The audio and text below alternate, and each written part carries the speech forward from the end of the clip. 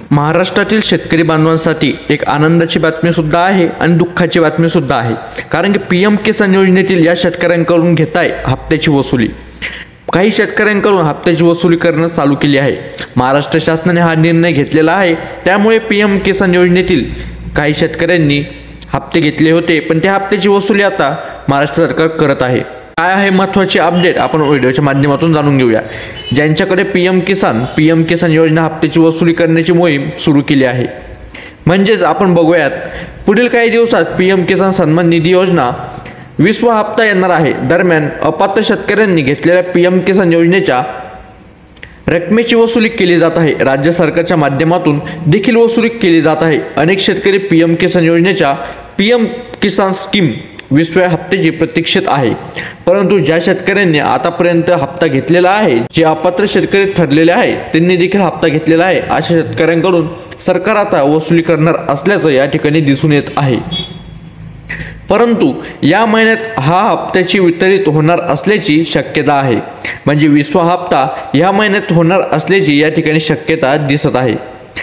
त्याचबरोबर मात्र तात्पुरती जे अपात्र शेतकरी आहेत त्यांच्याकडे पीएम किसान हप्त्याची वसुली करण्याची मोहीम सुरू आहे।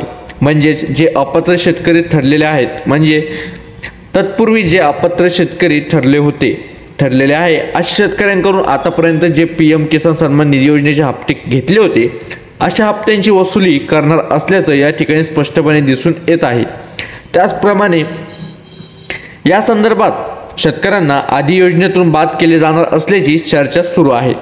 आता काही जणांच्या व्हिडिओच्या माध्यमातून तुम्ही जाणून घेतला असेल, अपात्र शेतकरी ठरल्यानंतर पीएम किसान सन्मान निधी योजनेमध्ये जे शेतकरी अपात्र ठरले होते अशा शेतकऱ्यांकडून पैसे घेतले जाणार आहे। परंतु त्या संदर्भातील शेतकऱ्यांना आधी योजनेतून बाद केले जाणार असल्याची चर्चा आहे। त्याचबरोबर दुसरीकडे या मोहिमेला फारसा प्रतिसाद नसल्याचे चित्र आहे। या मोहिमेतील अधिकारी वसुलीवर जास्त भर देत नसल्याचे दिसून येत आहे। कारण वसुलीसाठी अद्याप कोणतेही ठोस कायदेशीर तरतूद नाही। कारण हे काम परिपूर्ण इच्छुक आहे। म्हणजेच शेतकऱ्यांना स्वतः पैसे परत करण्याचे निर्देश दिले आहेत। म्हणजे शेतकऱ्यांनी जे पैसे घेतले होते ते पैसे स्वतः वापस करायचे निर्देश त्यांनी दिले आहे। जर ते शेतकऱ्यांनी परत केले नाही तर सरकार त्यावर ऑब्जेक्शन घेऊ शकतं। तर सरकारने त्यांची आधी पडताळणी करून या योजनेतून का काढून टाकलेले नाही असे विचारत आहेत।